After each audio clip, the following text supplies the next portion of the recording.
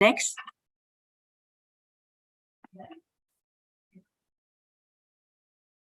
Okay. Next.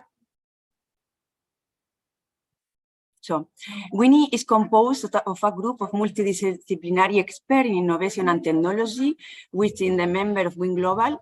In fact, Director General of World Nuclear Association, Sama Bilbao y León, who is a member of WiN Global, of course, is the good mother of WiNI. Next. Why WiNI? Why have we decided to create WiNI? Because clean energy transition will require innovative solutions and new business model. Next. On the slide, you can see the 3 axes in which WiNI is focused. Innovation at the services of the operation and life extension of the 16 fleets. Technologies for allow plant flexibility and new reactor. And the use of nuclear power beyond generating electricity, non-electrical application. During the course, you will see some of these technologies with our top-level speaker. Next. But as you can see on the slide, the energy sector remains one of the least gender diverse sectors, and it is necessary to close this gender gap. And that is the other key point of the creation of WiNI, gender balance. Diversity is essential for innovation. Diverse teams with different genders, cultures, seniority levels are essential for solving complex problems and innovation challenges are. Also, during their course, you will work on that issue. Next, and finally, my last slide. I would like to share with you who are WiNI members, a group of women passionate about innovation, who have organized this course with a lot of passion and energy. My dear ladies, thanks a lot for your commitment and energy. That is all from my side. And now let's move to the opening session. Next. Next. For the opening session.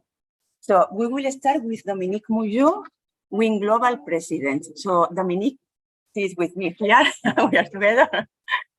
When you are ready. Hello, everybody. Thank you to attend to this opening session. And as a president of WiN Women in Nuclear Global, it's obviously a pleasure for me to participate to this opening session for the launch of the first edition of Women in Nuclear Innovation training course. Firstly, I would like to thank Sama Bilbao y León, Director General of World Nuclear Association, for being the godmother of WiNI and for her support to WiN Global activities. Thank you really, Sama. And also my colleague from IAEA, Aline Descloiseaux, Nuclear Power Director of IAEA and Vice President of WiN IAEA, for being part of this opening session. I would like very quickly to introduce you our association, WiN Global. We have 35,000 members. We have over than 60 national chapters, and we are present in more than 145 countries. We focus our actions on raising awareness of the benefits of nuclear and radioactive application, with special emphasis on nuclear as a factor of environmental sustainability and part of the fight against climate change, as well as promoting gender equality and diversity in the industry. We are a unique international network, legally registered in Vienna, Austria, of female experts in various fields: security, safety, safeguards, emergency preparedness, decommissioning, innovation, nuclear medicine, and radiopharmaceutical, etc. A panel of skilled professionals, women, with a wide experience and knowledge in different areas related to nuclear technologies. Due to that, during the 2 last years, we have created the WiNI Global groups of expertise in each of these sectors that I have mentioned. And we are now with groups of expertise totally organized with members coming from all over the world in these different areas. As well, technical areas, but we have also created Women in Nuclear Law recently.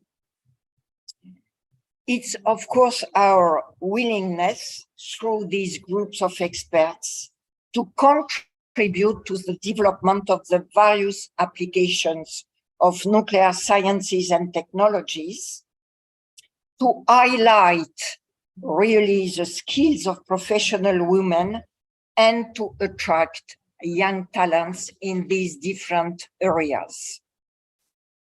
Regarding women in nuclear innovation, our challenge is to boost the active engagement of women in the field of nuclear technology and innovation, and enhance the attractiveness of nuclear sector as an innovative and cutting-edge technology sector, especially for next generation workers.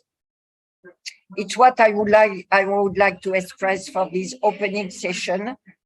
I wish you a very good meeting.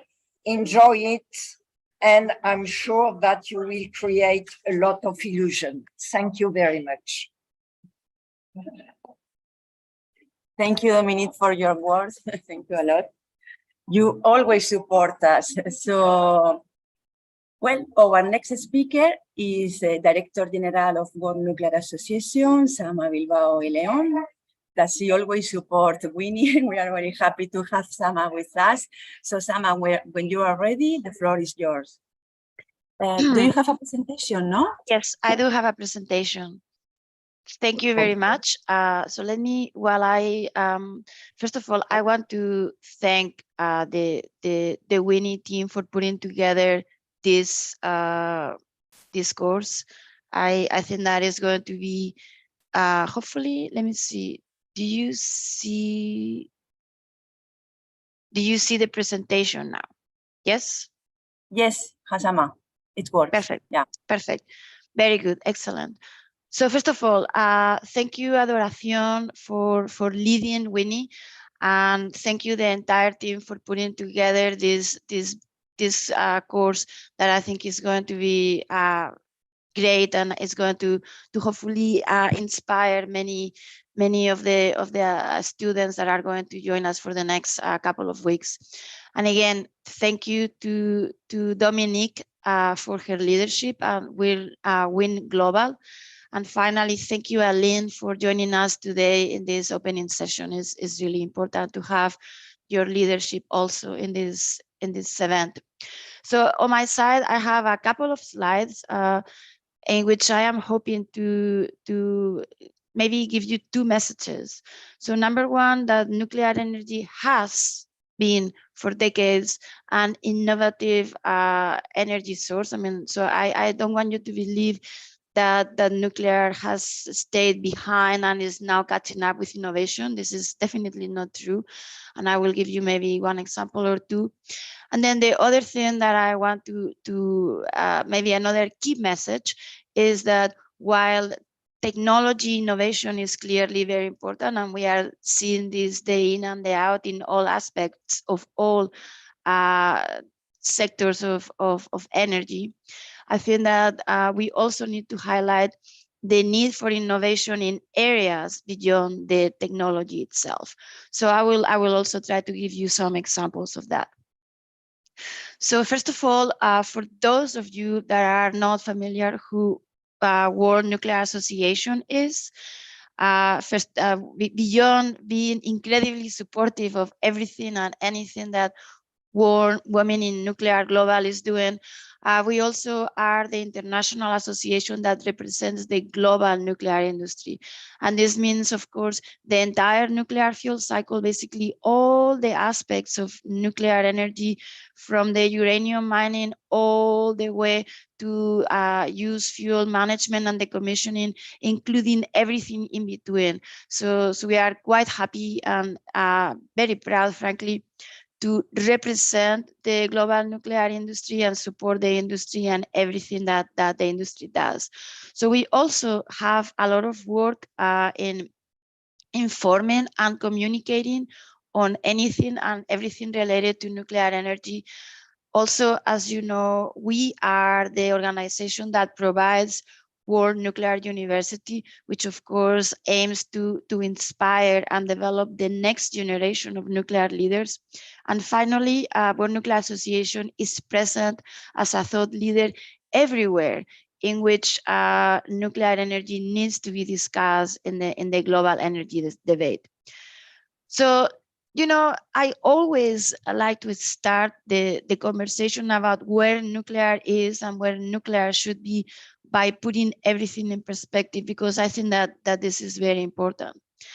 And, you know, I think that what is incredibly important right now is to have thought leadership and bold action from the global decision makers when it comes to addressing the global energy trilemma.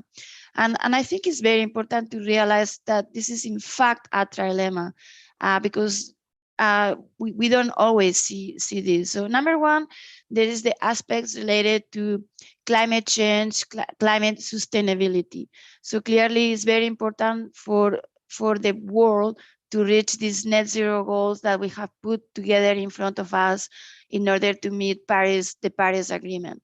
And in that sense, I do want to make you understand that despite what many people will tell you, we actually are nowhere near where we need to be.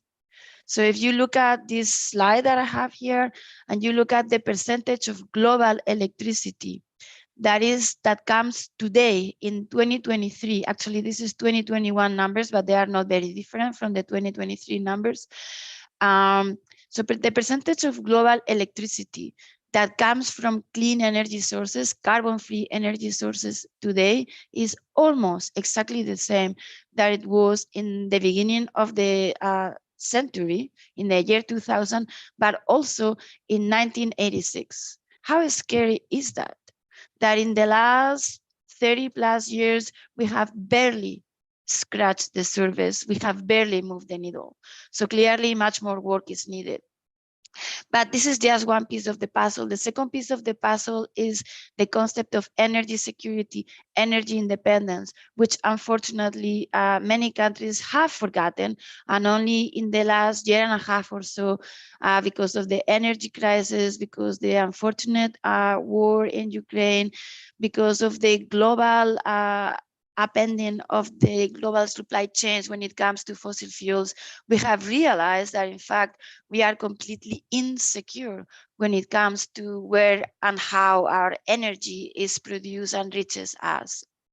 And then the last piece of the puzzle, which I think is just as important as the other two, is the concept of energy equity, energy accessibility for everybody, everywhere in the world.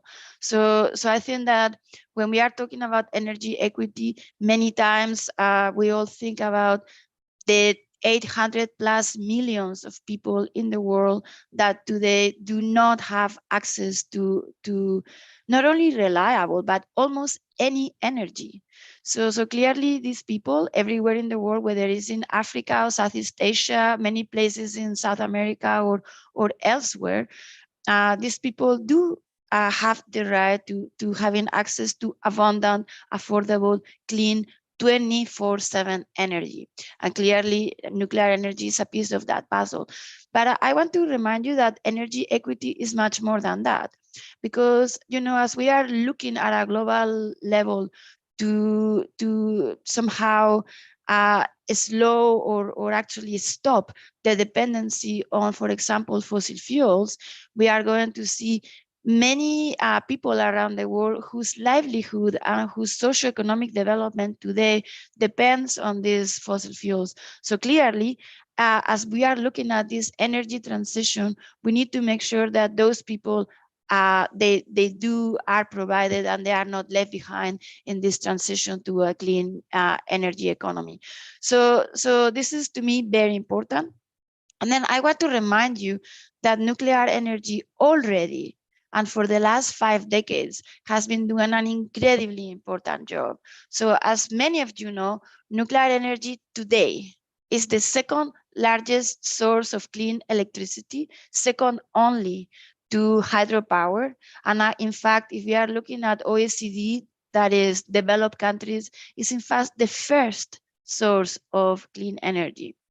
And you know, and this is here where I want to remind you that throughout these 5 decades of use of nuclear energy, the global nuclear industry has continued to innovate day in and day out.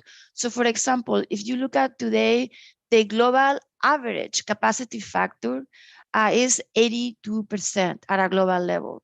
So this means that since the 60s, 80s, when the capacity factor of nuclear power plants was in average maybe 60 or so percent, there's been enormous improvement. We have learned a lot on how to make the most of these very important assets and to operate them in the very most efficient manner. But not only that, as you very well know, throughout these last 5 decades, the global nuclear industry has developed a lot of innovation. For example, upgrades. I think that you know that in many countries, the actual capacity that exists in the country has in many cases grown 10, 15, 20% just because of improved way in which we measure the power that these nuclear units produce, measure the power. So this is what we call the upgrades. I think that many of you are familiar with that, and I'm sure you will hear something about that in the next few days. So that to me gives an idea that nuclear is always looking for better opportunities to do the most that we can with our assets. But of course, this is not the only thing. Beyond existing nuclear, there is lots and lots and lots of opportunities at a global level for new nuclear projects, large, small, and micro small. And I have here some examples. I'm not going to tell you about all of them. Many of these are interesting reactor designs, interesting opportunities to provide energy to new countries in the world, like for example, the case of Baraka in the UAE, or we also have the case of Belarus with new 2 nuclear units. And then you see also a number of small modular reactors of all kinds there. So you see water-cooled reactors, you have solid fast reactors, sodium fast reactors, you have perhaps molten salt reactors, very interesting opportunities to deploy nuclear technology in different manners. And in fact, this is something that makes me very excited about nuclear, because beyond producing electricity, which is clearly very important, and we've done this for the last 5 decades, nuclear energy could be a game changer to decarbonize the entire economy. So as you know, nuclear energy, beyond producing electricity, can also produce heat. And then this means that it could be very instrumental, for example, to decarbonize industrial processes, whether it is concrete, whether it is cement, whether it's steel making, aluminum making, or maybe chemical industries or petrochemical industries. All those things are going to be suitable using nuclear heat. And in fact, there is many opportunities here to innovate. And it's not only, there is the innovation, making sure that we can produce heat at the highest possible temperature so we can be deployed in these industries. But also remember, there are many opportunities to revisit, to reassess the industrial processes themselves, because it may be that there are opportunities to use electricity and heat at lower temperatures already today to deploy the power of nuclear energy. Of course, there is the use of nuclear energy for residential district heating that, as you know, has been used for many decades in a number of countries. But obviously, we are looking at more opportunities to make the most of this great opportunity to save energy and do it in a way that is also sustainable and climate effective. And then, of course, you know that water, unfortunately, is also going to be one of the big pinch points as we move forward in the future, when we already are seeing enormous impacts from the climate change. So obviously we are going to be able to use nuclear energy for desalination, which is once again an enormous opportunity. But again, this is just one of them. I mean, also we can use nuclear for hydrogen production, ammonia production, synthetic fuels. And here again, enormous opportunities to decarbonize the transport industry, shipping, and even air transport. So super, super exciting. So now, in order to be able to do this, we really are going to need to accelerate the way we deploy nuclear very quickly. If we are going to meet the global goals, we are going to need to have about 40 gigawatts of new nuclear in the next 25 years, which means about 20 nuclear reactors per year, plus 70 small modular reactors per year. So this is quite enormous, particularly if you take into account that today we build less than 10 gigawatts per year, so 10 reactors per year. So this is just to challenge you to absolutely think outside the box. And again, it's not just the technology, it's the speed in which we are going to deploy these technologies. So I'm not going to walk you through each and every one of these things, because I know you are going to see them in detail throughout the next couple of weeks. But so I think it's very important that we look innovatively at policies and market design, so that we are actually able to provide the most value for money for the entire community. I think it's very important that we look innovatively at economic and financing frameworks that are going to allow us to really deploy new nuclear, large and small, in a way that is cost effective and fast. I think it's very important that we look at how we reveal the global supply chain, global capabilities, in order to really accelerate the deployment of existing and new nuclear. And finally, and very importantly, and I'm pretty sure that Aline de Cloiseau will discuss this, very important to streamline the way we license and regulate new nuclear technologies. So in that sense, I will tell you that we from World Nuclear Association have been absolutely proud and excited to work together with the International Atomic Energy Agency in the NESI initiative, also with the OECD NEA, with governments, with the industry, and with regulators directly. We have a number of ideas that are a little bit outside of the box in order to accelerate the way we are currently licensing and regulating nuclear reactors. So I know that you will learn a little bit more about this in the next couple of weeks. And then finally, also we are working to try to develop new approaches in the way we inspire and develop the next generation of nuclear leaders. That is many of you in this classroom, but also many others that are not here. So with that, I will stop, just giving you, reminding you that as you move forward in this course, World Nuclear Association, we have lots and lots of information that we are happy to make available to all of you. And also to remind you that as part of World Nuclear University, we have upcoming very interesting courses that perhaps are suitable to the interest that some of you have. So I'll stop right here, Adoración. Back to you with the next part of the opening. And thank you very much for the opportunity to join all of you today. Thank you, Sama, very much for this interesting presentation. We have done to our students an overview about the nuclear technologies which will assure the future of the energy sector. So thank you, very inspiring.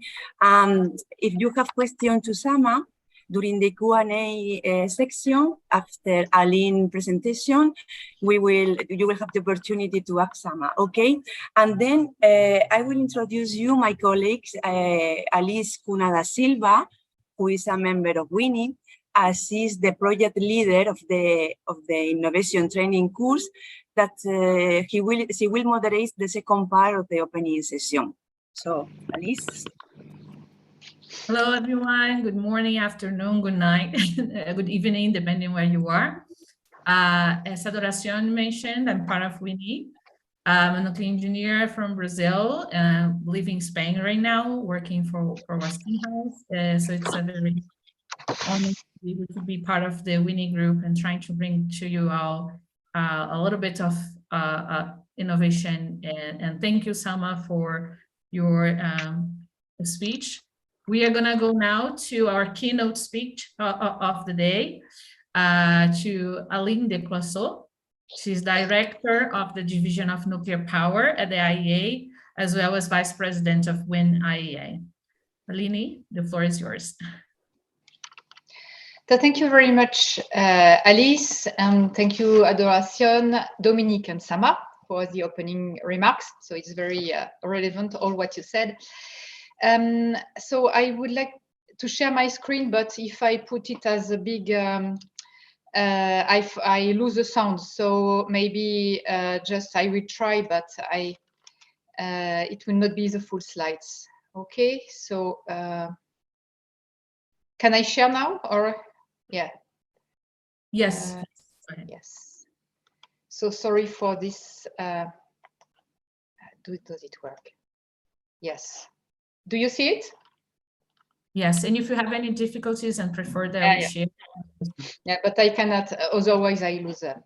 Okay, so today so as you said, I'm director of the Nuclear Power Division in the Nuclear Energy Department of the IAEA, and I am vice president of WiNI, and I was also France president for some time before joining the IAEA. So why do we need innovation in the nuclear field? Well, Sama said, okay, it has always been innovative, but why do we need even more and faster innovation? So Sama also recalled that we are in a climate emergency situation. When you look at the IEA projection, well, first it's facts. CO2 emissions, it has raised since beginning of the century, and it continues to raise. Okay, of course, you have the COVID crisis with a point of inflection, but it will continue to raise. So it's really now urgent to act and to develop and deploy low carbon technology, and nuclear power is the lowest, well, is the most relevant for that. If we look in the IAEA, we do a lot of projection studies and analysis, and every year we look at nuclear capacity projections. And last year we have increased, in fact, our projections for nuclear power. And you can see here, it's always, we do a low case, high case. It's based on analysis country per country, region by regions, and so on. But if we look at our projections in the up to 2050, which is today 2050, where many countries have committed to reach net zero. Not all countries, but some of them have, and the main emitters, I would say, have committed. And when we look at the projection that we see for nuclear, the high cases, it's a capacity which is more than doubled. In fact, it's 2.2, the multiplier factor between today and in the next 30 years. And to reach that, because there are also closures of older NPPs, or still some countries are phasing out. In fact, it means that we need to build the same capacity as was built, even more, in the past 50 years in only 30 years, and even less than 30 years from now. So it's very, very ambitious. And why are these projections increasing a lot? First, because the world final consumption of energy will continue to increase. As Sama said, all countries do not have access to electricity, and so it will continue to expand. And why there will be even more needs for electricity? It is because today electricity production is only a quarter of the energy production, and well, as you will see, more and more industrial consumers and users are thinking about replacing direct CO2 emissions from their industrial processes by electricity. And also we need batteries, storage. So it's in our estimate, in fact, electricity consumption will more than double. And even if there is a high increase of nuclear production as we see it, in fact, the nuclear power will remain in the range of today, even if it is really growing. So what about innovation? So as I said, there is an emergency, and to deploy those nuclear power capacities as fast as possible, there are many challenges. So there are policies challenges depending on energy policies, and we see a lot of renewed interest in nuclear. Also public acceptance, and in the IAA we do a lot of work on stakeholder engagement. So as you can see also, there are open discussion on nuclear option. So for example, last year, and it will continue in the future, it's the first time there is a nuclear pavilion at the COP meeting, and here also we host, we have WiNI, WIN Global, and all other organizations participating to these events. G20 is also speaking about nuclear or clean energy ministerial. And also we address the public concerns about safety, waste management, also cost of electricity. So there is also cost and access to finance. And I mean, innovation is everywhere. And as you can see from my presentation, new financing model, we need also to be innovative to have construction costs, supply chain costs reductions, and also how to improve the certainty of the projects. But today, what I will develop more is new technology and initiative, SMRs, decarbonization beyond power, and just a few words about standardization and harmonization of regulatory requirements, because I didn't plan to explain too much. But as Sama said, yes, we need also not only innovation is everywhere, and we need also innovative regulators. So that may be strange to put that together, but yes, and more countries are thinking about this way, and they are convinced about harmonization of regulatory requirements. Of course, they like to keep their sovereign decisions regarding licensing and safety, but we all see the value of going to more and more harmonization in this field. So today, what I would like to speak about is more about technology innovations. And it's really timely, because we have decided recently during our general conference end of September this year to have the scientific forum on nuclear innovation for net zero. So this conference will last 1 day and a half, and there will be a high-level panel session, but also 3 different sessions. And I built my presentation today around this structure. So the first session we will have, and I wanted to speak about that, is, of course, innovation will come from reactor technology first. not only, but reactor technology first. And current advanced reactors provide new options for use and include extensive inbuilt safety features. So we will speak about new reactor concepts and also the size and the famous SMRs. So if we look at small modular reactors or medium-sized reactors, there are key development drivers for these SMRs. And so they have end safety, modularity, smaller footprint, versatility, as you can see. Affordability also, because lower initial cost, and they support clean energy transition. They can replace, for example, aging fossil fuel power plants. So this is, I would say, a good incentive to go to small modular reactors, while still the large reactors have, of course, their place. It's not in contradiction, but complementary. And so in the IAEA, we look at the different technologies. And here, I think that there is a lot of things still to be done. Water-cooled reactor, whether land-based or maritime-based, they have, as I said, new safety features. For example, more and more of these integrated, what we call integrated PWR SMRs, they have innovations in the fact that, for example, steam generators can be in the containment. They have passive safety features and so on. So even if PWR technology is something quite well known, there is a large experience in it, there is a lot of innovation still in that one. High gas temperature reactors.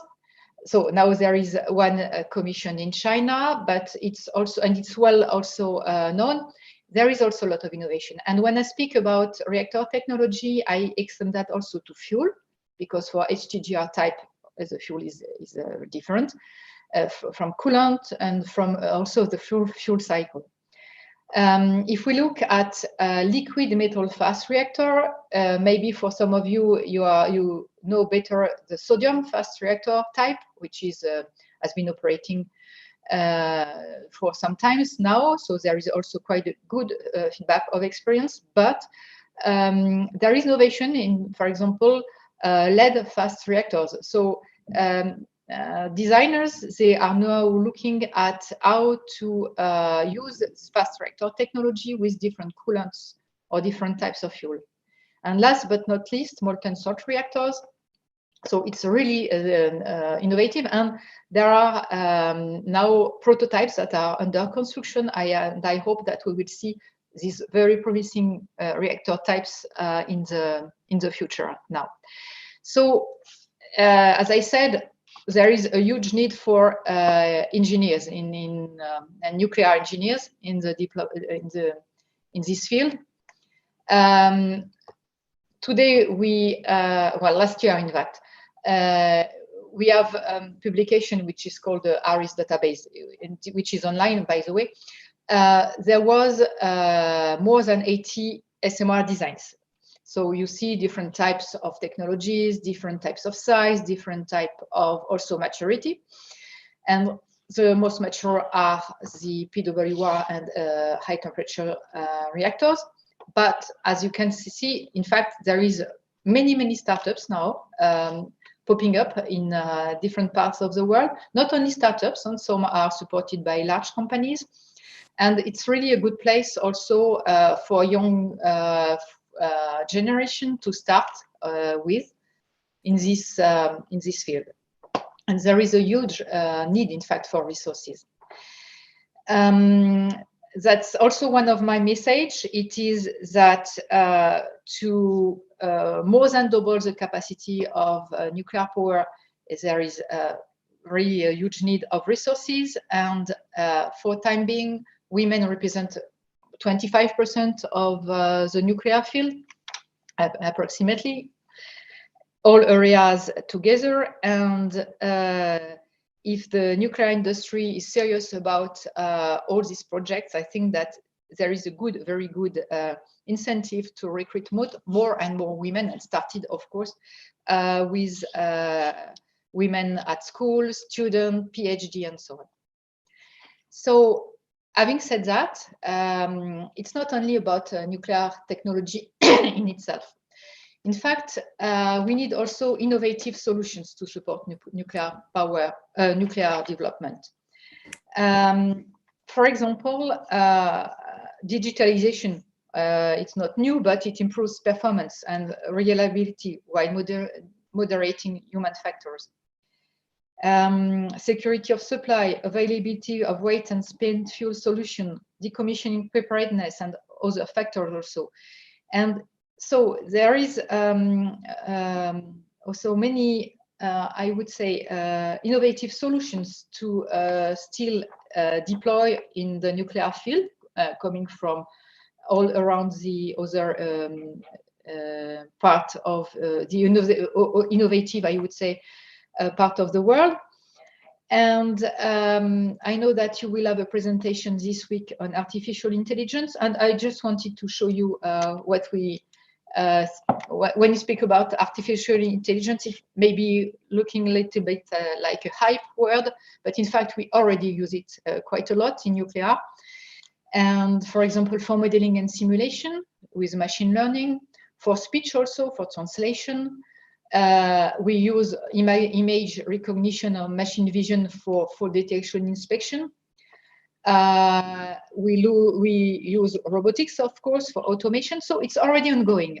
So maybe it's look like a buzzword, but my message also is here there are still a lot to do in the nuclear field to adapt the artificial intelligence solutions to our field of work.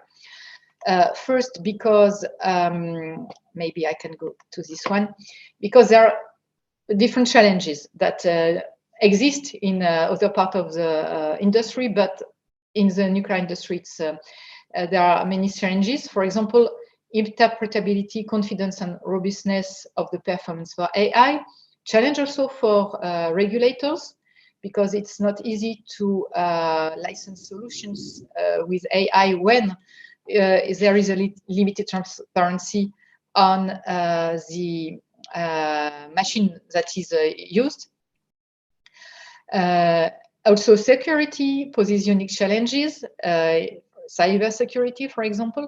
So my message here is, even if you are not a nuclear engineer, there is a lot of space for innovations if you come from different parts of the world. And in digitalization nowadays, there are maybe 10–15% of women only, students.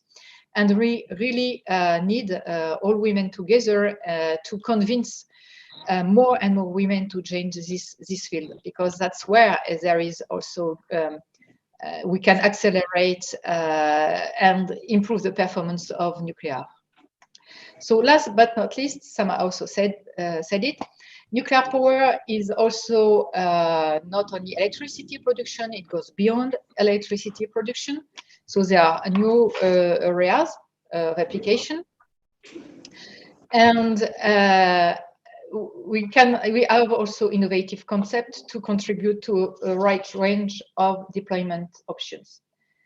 So, for example, so SMRs, but not only SMRs, large power reactors also can address some of these markets. So not only electricity generation, but also process it.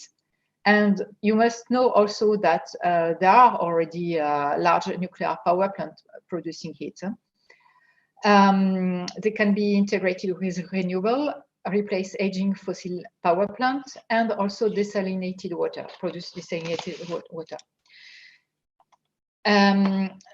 So it's also one of the application of what I said before. There are different types of reactor technologies.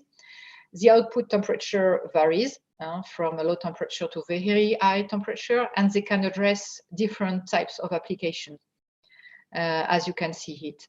And that's why also there is a future for all these types of different technologies. If we look at zoom a little bit on hydrogen production, in fact, there are different hydrogen production techniques, either by low temperature electrolysis, it's something very well known now, and also different higher temperature outputs, steam electrolysis, steam methane reforming, or thermothermical processes. But if we look at the low carbon technologies nowadays, we work in fact with hydrogen process industry. The tendency that we see is that we need high temperature, but not we can also have low temperature electrolysis to produce hydrogen. And my message here is, when you work for nuclear power, you don't work only on reactor technology or whatever. You also have to have in mind you have to have a very open mind, I would say, to be able to discuss with industrial process owners or developers, to look at the trends also on the industry market and so on. So there is also a lot of opportunity, even if you are not specifically in this field, to combine, to interface, and yes, really have an open mind, because the future is being written now. It's not finally written, it's being written now.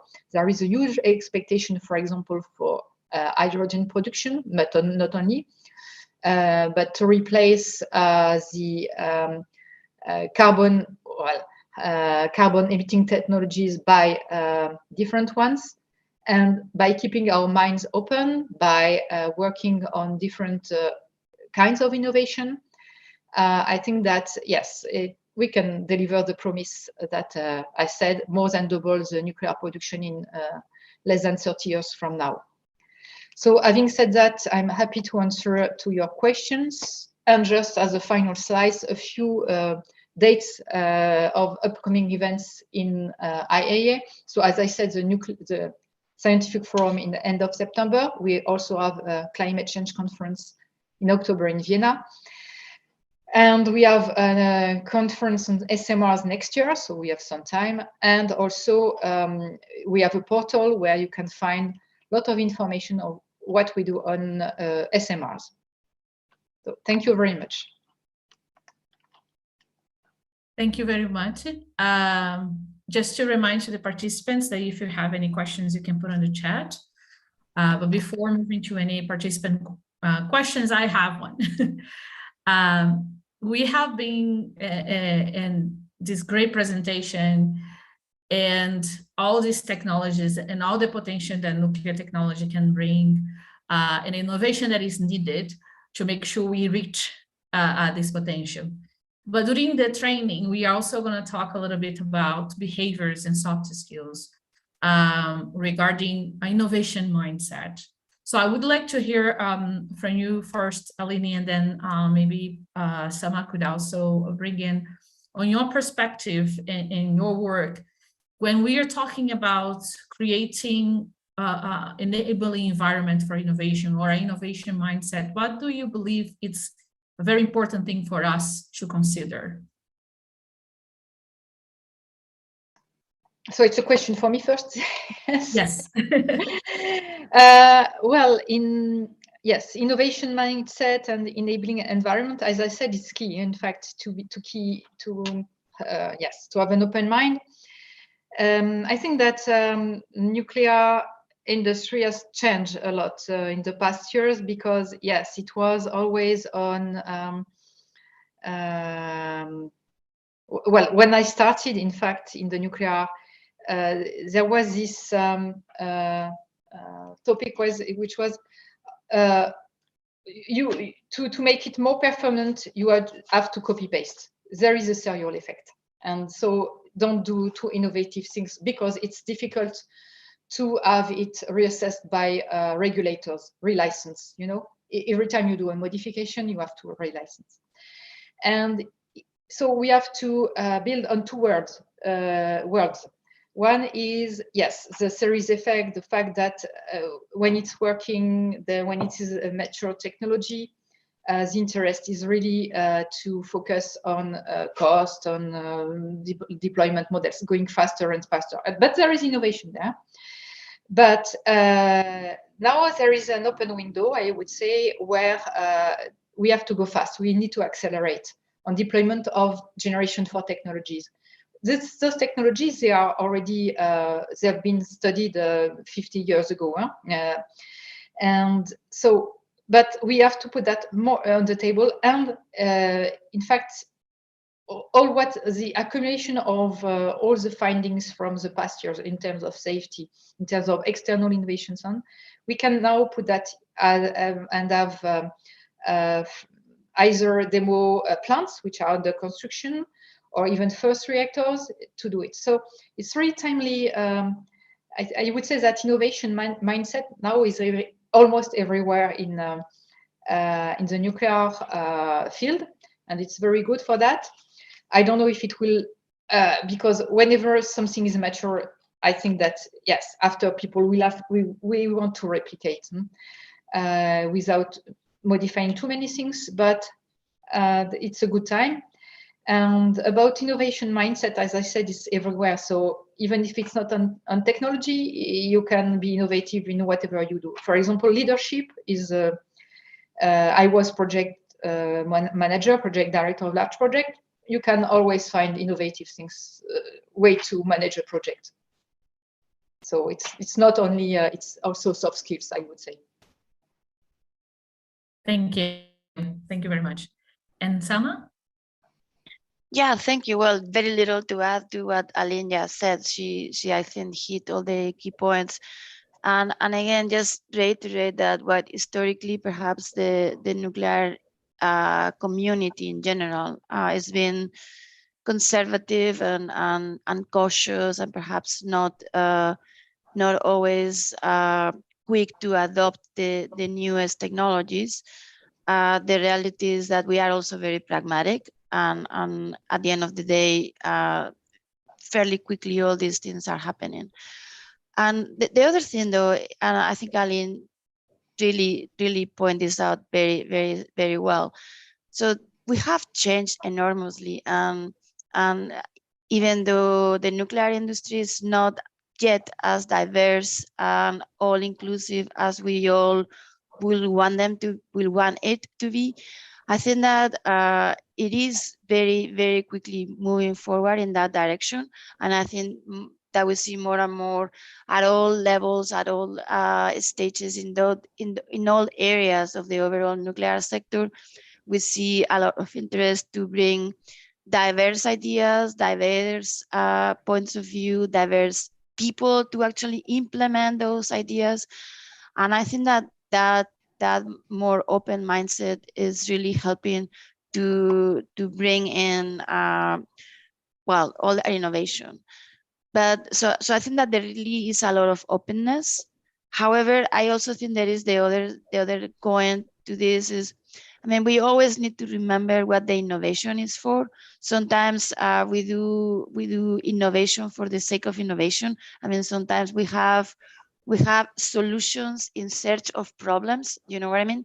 So this is why it's important to, you know, keep an open mind, but also keep a pragmatic and really well, long-term business-oriented point of view. So everything that we are implementing is actually going to truly moving us forward to be more cost-effective, more resilient, more effective in general. You know, I like what you said, looking for providing innovation, looking for a problem. That is something that sometimes happen in my day-to-day work, and we have to reassess the mindset of people to be more pragmatic in that scenario. I don't see any questions on the chat. I hope the participants will be more vocal during the training. Guys, please provide questions, participate. This training is to provide you information and knowledge transfer. So please engage. But I want to thank Aline and Selma for the participation today, for enriching our kickoff of this of this training.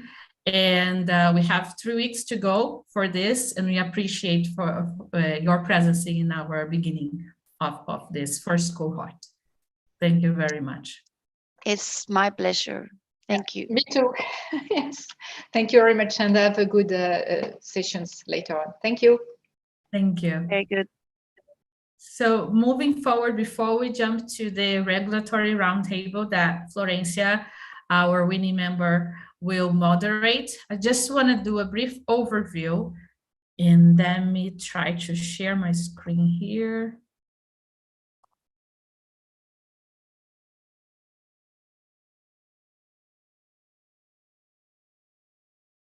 Hope you are seeing my screen.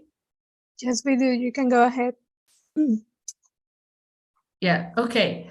So I just wanted to remind the participants, you received an email with the dates and with some information. So I just want to go over so we don't, there is no misunderstanding.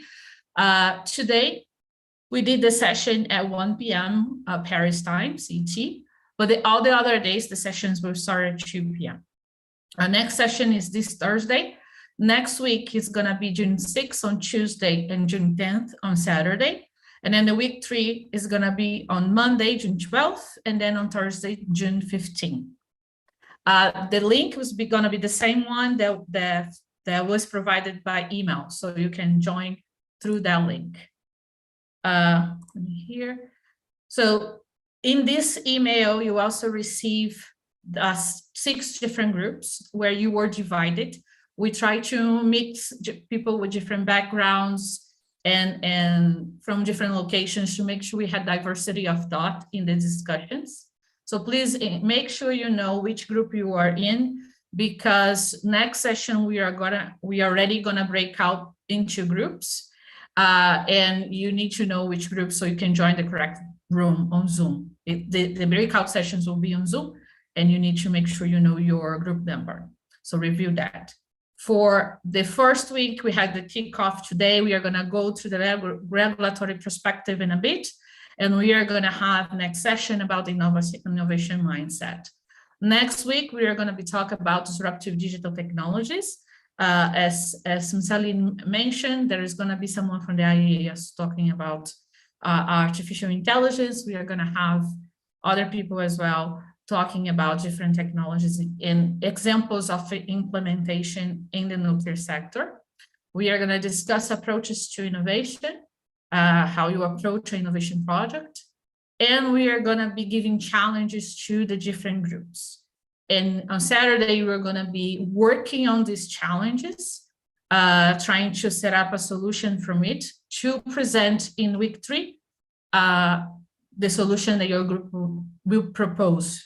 And on week 3, we are going to talk about nurturing a culture of innovation, a little bit of a workshop on how to pitch your ideas and projects, which is important for us working. Always know how to present and propose a solution.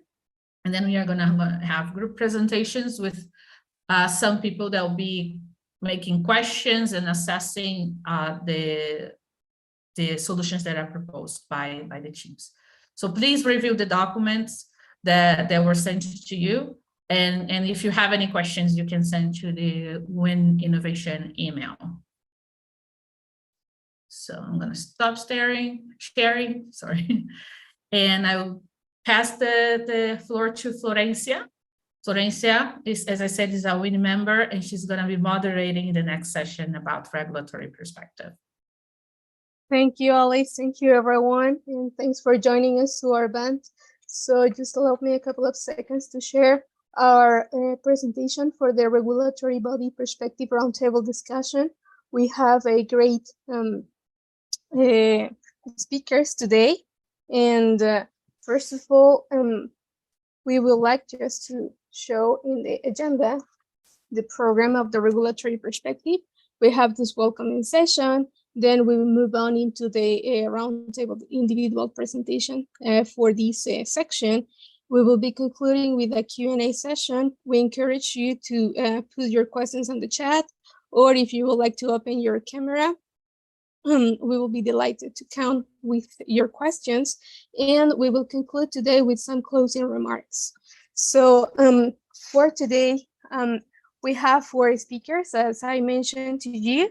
We have Mrs. Taylor Lamb from the USA NRC. She's a senior project manager. We have Dr. Caroline Ducros. She's the Director General of the Directorate of Advanced Reactor Technologies at the Canadian Nuclear Safety Commission. And we have now also the male representation as well as the female. We have reached here the balance in this roundtable discussion. And we have Mr. Andrea Piagentini from the Nuclear Decommissioning Knowledge Officer Direction at the European Commission in the Joint Research Center. But we also have the representation of Mr. David Smitham. He is the head of innovation at the Office for Nuclear Regulation at the United Kingdom. So without further ado, I would like to call our first speaker, and I will introduce her. Mrs. Taylor Lamb has almost 13 years of experience at the Nuclear Regulatory Commission in a variety of positions as a resident inspector, technical reviewer, intergovernmental liaison project manager, and most recently, she is senior project manager for new reactor licensing. Additionally, Mrs. Taylor was a technical assistant and product manager to the Mission Analytics Portal in Embark Venture Studio. Taylor's expertise is in data analytics, licensing, quality assurance, and finding new creative solutions to business processes. So we are very thrilled to have Mrs. Taylor with us. And Mrs. Taylor, please, the floor is yours, and you can let me know when I can change your slides. Thank you. We welcome you. Great, thank you so much. Hi, my name is Taylor Lamb, as was just introduced, and I'm really happy to be presenting to you today. I am going to be talking about enhancing regulatory efficiencies and continuity of innovation. Now, this is just going to be a super high level overview of what we're doing at the NRC, but we really do have a lot of innovations taking place at the NRC. Next slide, please.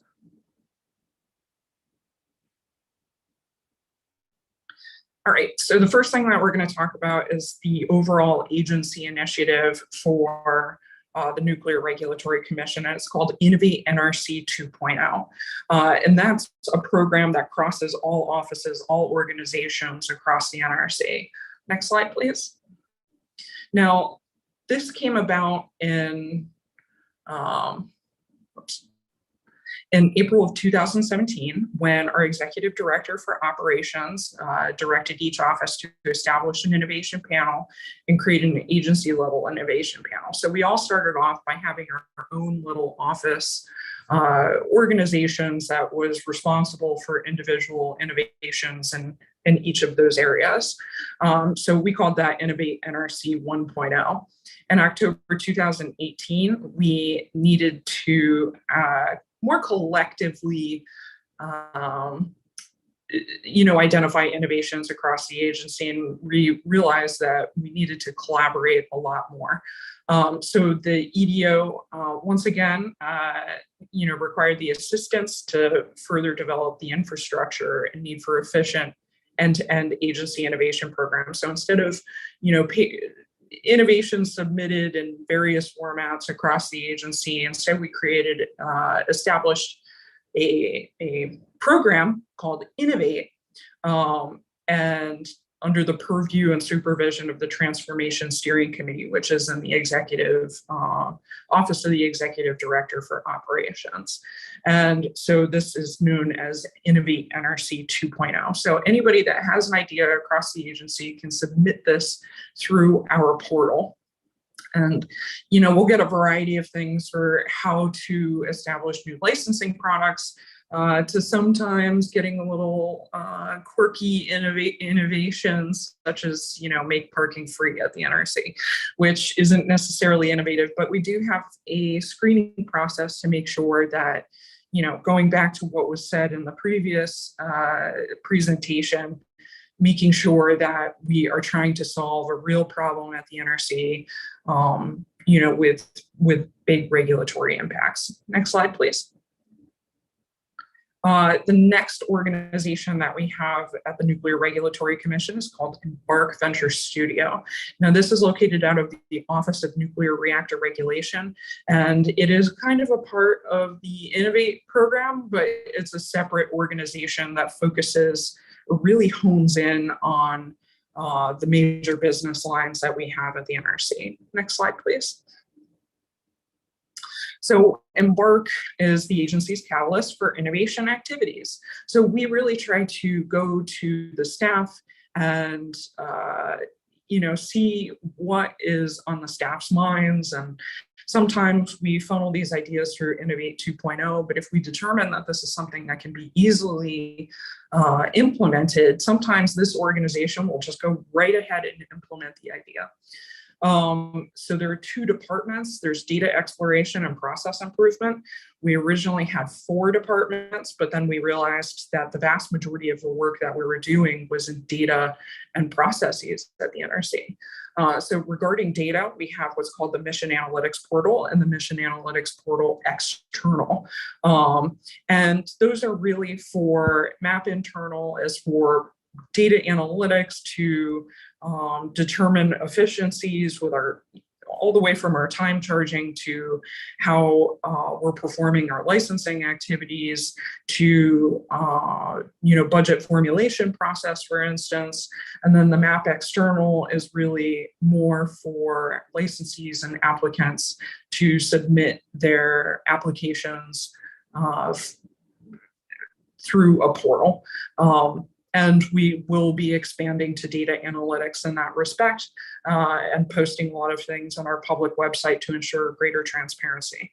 So, as I said, we have strong partnership with other NRC offices and our external stakeholders. Next slide, please. So for the Mission Analytics Portal, we actually have 60+ dashboards internally with 200+ individual views for 11 different NRC offices. And actually, this is going to increase to 12 different NRC offices shortly. Right now, we're in the operations and maintenance phase for the vast majority of the dashboards, expanding data scientist and analyst skill sets across the NRC. So over the past few years, we have been hiring a lot of data analysts and data scientists to really hone in on what we're visualizing. So that way we can get a better grasp for what's happening across the agency and how we can use that information to inform our practices. So some examples are what's known as the end of cycle dashboard. So at the end of the year, we review our inspections performed across the nuclear operating fleet. We have a technical support branch dashboard, and we also do a lot of workload planning. The vast majority of the tools that we have developed are for workload planning. And this has saved a lot of money at the NRC because it's automating these processes instead of having to pull, forms and go into multiple systems. Instead, it directly pulls into that. So the MapX vision, going over to that side of the house, the external portion, we really want to make sure that we are more efficient with how we collect our information from licensees and applicants. We do have the Nuclear Energy Institute and licensee focus groups participating in the development of this program. Right now, we have 2 available modules, and we're working on a variety of other ones. So event notices, if something takes place at an operating reactor, they can submit an event notice and then relief requests from ASME code. The next items to be deployed are for general submissions like license amendment requests and then licensee event reports. And then after that, we're going to have fitness for duty, so the licensee's drug testing program, operator licensing, and radioactive shipment notifications. Next slide, please.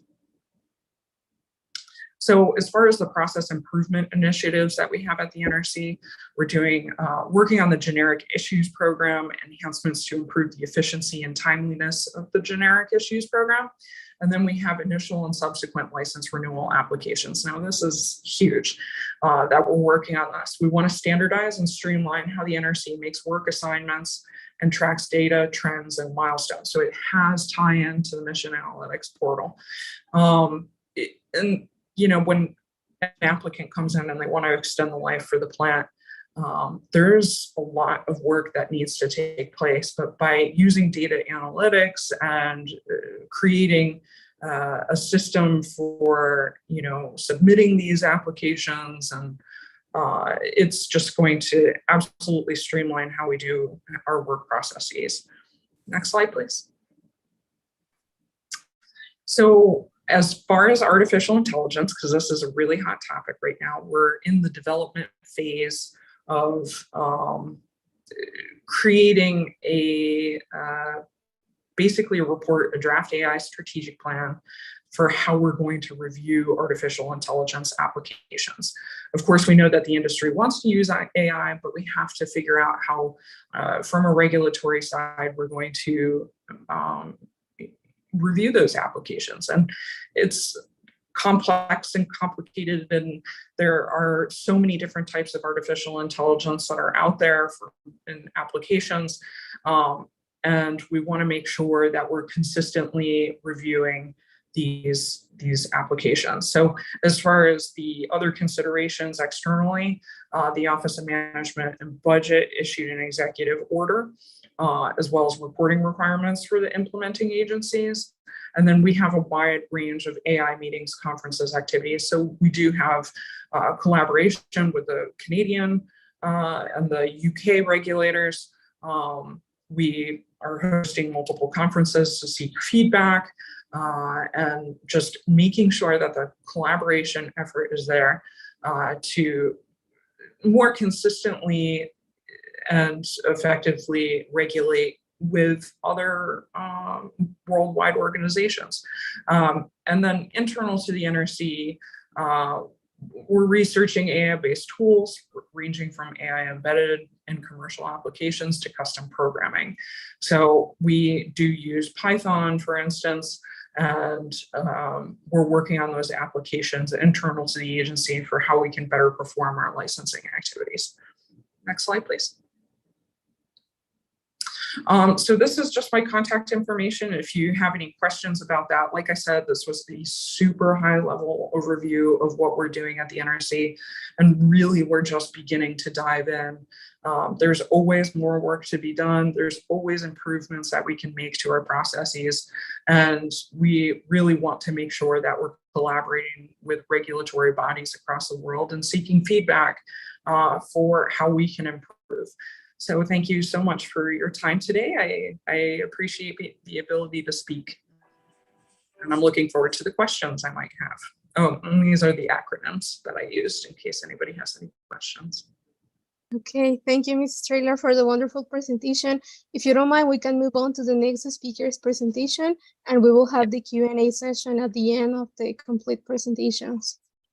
So now is the turn of Dr. Caroline Ducruz. Dr. Caroline Ducruz joined to the Canadian Nuclear Safety Commission in 2009, and currently she holds the position of the Director General of the Directorate of Advanced Reactor Technology, START. In this position, they lead a dynamic team that supports the Canadian Nuclear Safety Commission's mission and mandate by managing the licensing of new and advanced nuclear reactors, and the technical pre-licensing reviews, also known as vendor design reviews, VDR, for advanced reactor designs with potential deployment in Canada. Dr. Ducruz participates in various international activities, including leading memorandum of cooperation with the USA Nuclear Regulatory Commission and the UK Office of Nuclear Regulation. Dr. Ducruz, we are thrilled to have you with us today, and the floor is yours. Thank you for your participation. Thanks. All right, so as you know, I'm Dr. Caroline Ducruz, and I've been introduced, so we can just move to the next slide. Thank you. So this is a map of Canada, and I'd like to highlight some of the major activities that are taking place in Canada in relation to small modular reactors, because that is really what we have at our doorstep at the moment. Firstly, Canada has an SMR action plan that provides concrete actions for the government of Canada to ensure robust policy, regulatory and legislative frameworks are in place to protect the environment and to continue meaningful engagement with Indigenous communities and all Canadians, also to develop international partnerships and open up new markets. In terms of moving forward, the government of Canada has allocated money and invested in SMRs in the following ways. The CNSC, or the Canadian Nuclear Safety Commission, which is the organization to which I belong, was provided $50 million over 5 years to support our SMR readiness efforts. And Natural Resources Canada was provided $69.9 million over 5 years to conduct research on waste generated from SMRs and to strengthen international nuclear cooperation agreements. As you can see from the different colors on the map, Canada is made up of many provinces. The provinces of Alberta, Ontario, New Brunswick, and Saskatchewan, which are kind of flanked in the middle there, and one on the East Coast, released a joint strategic plan on a path forward for the advancement of SMRs in their provinces. And I want to focus just a little bit on that green box on the lower left. It highlights the Darlington New Nuclear Project, or the DNNP, which is for the construction and operation of up to 4 new nuclear reactors at an existing NPP site, the Darlington site, for up to 4,800 megawatts electric. However, at the moment, the CNSC is currently reviewing a license application that was submitted in October of 2022 by Ontario Power Generation for a license to construct the GE Hitachi BWRX 300. So they're focusing on one SMR at the moment. And if this is licensed by our commission, it will be the first grid-scale SMR in the G7. So moving on to the next slide, please. CNSC is undertaking several initiatives to ensure it's ready to regulate novel, innovative, and advanced reactor technologies. I'm going to talk in this presentation about the vendor design review process, the SMR readiness project, and international collaboration. But very importantly, the success of our readiness to regulate innovative and advanced reactor technologies is strengthened by our commitment to diversity and inclusion. And this is something that the CNSC very much believes. So the next slide, please. As I said, I'll talk a little bit about the vendor design review process. This is a pre-licensing process that's an optional service provided by the CNSC and is only undertaken when it's requested by a vendor that meets the criteria. The criteria is on our website for anyone who wants to dig in deeper. This review, VDR review, doesn't certify a reactor design or involve the issuance of a license under the Nuclear Safety and Control Act, because licenses can only be issued by the Commission in a public process. The objective of the VDR is to verify at a high level the acceptability of a nuclear power plant design with respect to the Canadian nuclear regulatory requirements and expectations. And these reviews also identify any fundamental barriers to licensing in Canada. The next slide, please. The SMR readiness project, the second of the topics I wanted to go over, was put in place to ensure that the CNSC continues to optimize our readiness for regulating the changing nuclear landscape, and to do so in a way that is agile, and that we continue to be a leader in nuclear regulation. At a high level, the CNSC SMR Readiness Project has a 5-year timeline where we plan to address over 60 objectives in areas of regulatory predictability, capacity and capability, policy and shared responsibility, and international collaboration, all of which are geared towards optimizing CNSC's SMR readiness, agility, and efficiency. Under the focus area of capacity and capability, which is one of the 4 tiers that I just spoke of, we're investing significantly in our staff in terms of training, and we're hiring a large number of project management staff, scientists, and engineers, and people across the organization that serve support functions. Next slide, please. Working with regulatory counterparts early on is extremely important to foster collaboration. And this is something we've learned over the past few years in our memorandum of cooperation. What this requires is an understanding of each other's regulatory frameworks, including the similarities and differences. And this allows us to build trust also and leverage the expertise of others. Interchanges we found are a big help here. Learning from other points of view is extremely important. Also, industry and vendors have a role to play in terms of harmonization and where we're going in terms of global deployment. For example, industry can work together on standardizing designs and use of codes and standards. For the CNSC, the goal of collaboration is to leverage one another's expertise and or actual reviews. But in the first instance, this will require us to validate how reviews were done. In the longer term, though, this validation would be more easily done because we would have familiarity with the methodologies and processes of the other regulator and how those were undertaken and how they meet our jurisdictional requirements and expectations. And this approach is also important in terms of imparting knowledge and processes to emerging nations to the nuclear sector. So a big focus of our SMR readiness. Next slide, please. Over the past few years, the CNSC has strengthened our collaboration with a number of regulators. I spoke briefly about the work with the US NRC that we initiated in 2019 and more recently with the UK ONR, and that work is progressing really well. And we're sharing lessons learned more internationally that come out of that collaboration. We've also recently signed a memorandum of understanding and a memorandum of cooperation with both the Netherlands regulator and the Polish regulator. In particular, with the Poland nuclear regulator, we'll be collaborating on the BWRX 300, which was part of the DNNP project that I mentioned earlier, and is also part of Poland's plan to move to energy independence given the war in Ukraine. So we're keen to support and assist the PAA in conducting this review, and we have committed to staff exchanges that are beginning next month and to providing outcomes of our technical reviews and workshops. Next slide, please. So here I want to talk about how diversity and inclusion is fundamental to how we achieve agility and flexibility for innovation. Firstly, CNSC WISDOM initiative. The CNSC understands that greater diversity leads to greater understanding and better equips us to achieve regulatory excellence and to deliver on our mandate.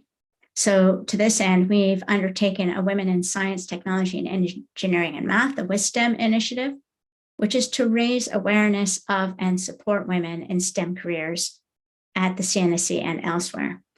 And the CNSC continues to implement mentoring and coaching programs, to host networking events, to participate and coordinate outreach activities, and to promote the CNSC University collaborative model to encourage more women to undertake academic research in STEM. The second one on this slide is the Women in Regulatory Enforcement, otherwise known as WIRE, which is an interdepartmental network created to support a coalition of women and allies to be agents of change within the public service while providing members with a platform to cultivate relationships and mentorship opportunities, to share resources and knowledge, and to build a community of individuals who not only encourage but embrace diversity and equality. The Driving Advancement of Women in Nuclear, also known as DAWN, its mission is to support the goal of gender equity in the nuclear sector by generating ideas and concepts to advise other organizations, for instance, the Women in Nuclear Canada. This group has identified 4 objectives. Firstly, to address the confidence gap. Secondly, to increase the number of women in shift supervisor positions at nuclear power plants. Thirdly, to develop male allies in the nuclear industry to support gender parity and increase the representation of women on boards and on public-facing events, and to promote diversity and inclusion. And fourthly, to develop and support activities focusing on encouraging more girls and women to pursue an education in STEM. The Impact Group on Gender Equity in Nuclear Regulatory Agencies, the ICGIG, a less easily said acronym, was founded in 2020 under the shared leadership of President Rumina Velshi of the Canadian Nuclear Safety Commission, of Ambassador and Permanent Representative of Canada to the UN agencies in Vienna, Heidi Hillan, and the Director General Grossi of the International Atomic Energy Agency. The objective of the Impact Group is to create a community of heads of nuclear regulatory agencies and organizations that are committed to address gender equity issues in their institutions, in their countries, and in their international partnerships. The Nuclear Energy Agency Gender Balance Task Group is a collaborative project with the IGC to measure progress within regulatory agencies and to address strategically the gaps at the organizational global levels. It's the monitoring and correction function. And finally, in Canada, we implement the Gender-Based Analysis Plus analytical process that provides us with a rigorous method for assessment of systemic inequalities, as well as a means to assess how diverse groups of women, men, and gender diverse people may experience policies, programs, and initiatives, and also to recognize that the plus in GBA acknowledges biological and sociocultural factors and intersectionality. So a GBA plus analysis is performed on all new regulations, on memoranda to cabinet, and on budget proposals. The final slide really is our key message, which is if nuclear regulators are to take full advantage of the benefits of innovation, organizations need to attract the best and the brightest, and we need to have voices from different perspectives and opinions. We acknowledge that the diversity enhances innovation. When we exclude or fail to open ourselves to learning and growing from all parts of the population, organizations won't be setting themselves up to regulate nuclear innovation effectively. Thank you.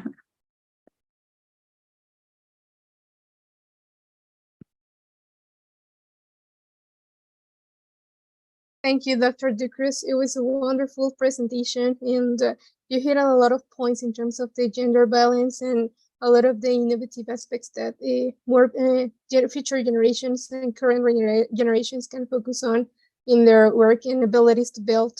So we would like to move on into the next speaker, and we will continue the Q&A session at the end of the presentations. I would like to call now Mr. Andrea Piagentini. He represents the European Nuclear Commission in the section of the Nuclear Decommissioning Knowledge Management Project. Mr. Piagentini is a nuclear engineer with a PhD in nuclear power plant safety.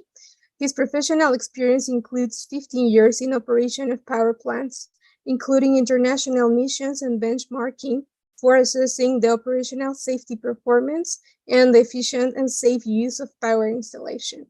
At the present position, he is a nuclear decommissioning knowledge officer at the GRC Joint Research Center in Ispra, Italy, with the goal of creating and managing an European Commission platform for knowledge exchange suitable to meet the knowledge management objective in the nuclear decommissioning field. Mr. Piagentini, we are very happy to have you with us, and the floor is yours. Thank you.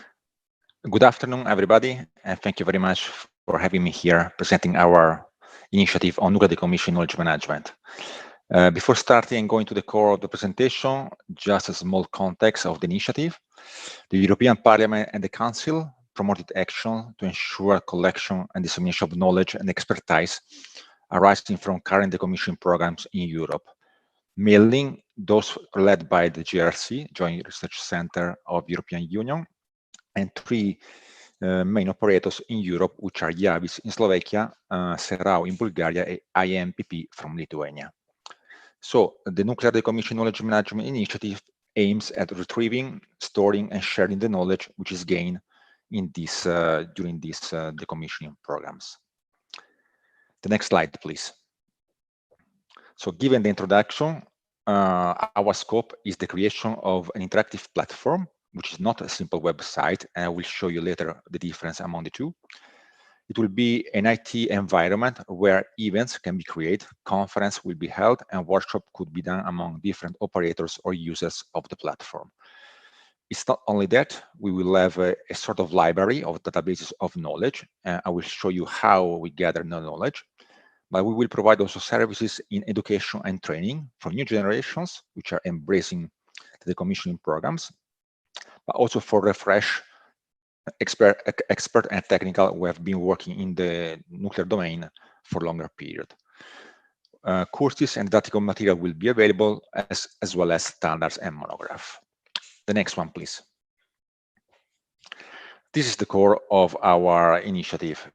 It is the creation of the so-called platform as a service, namely that will be called EUCLIDE, which means European Knowledge and Learning Initiative on Decommissioning. It's an IT space environment where you can find at the core the knowledge. The knowledge will be collected through knowledge object or knowledge products that we will see later in the presentation.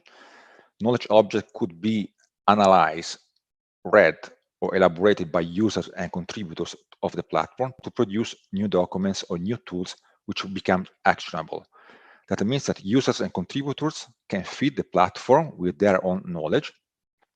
The knowledge which is available in the platform could be used by other users or other contributors to create tools or knowledge object useful to them.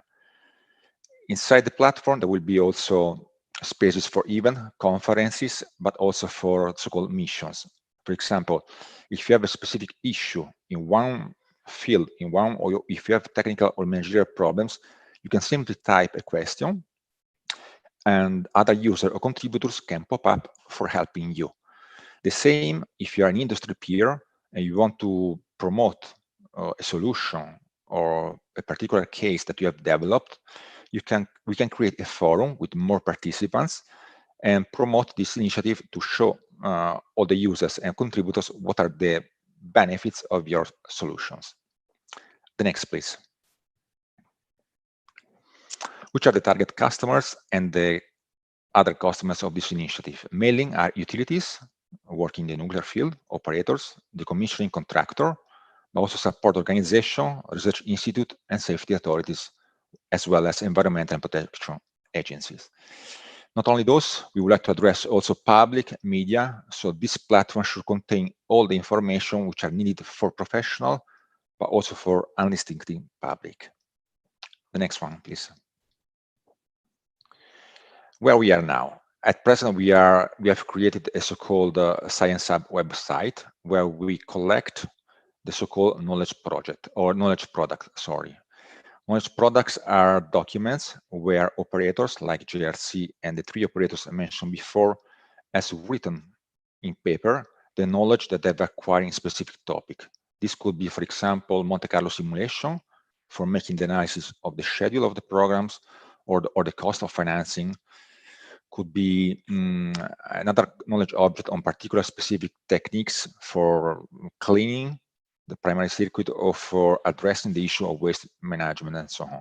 So if you deem that this information could be useful for you, you can download the documents, you can adapt them to your own case, and you can produce something which is useful for you.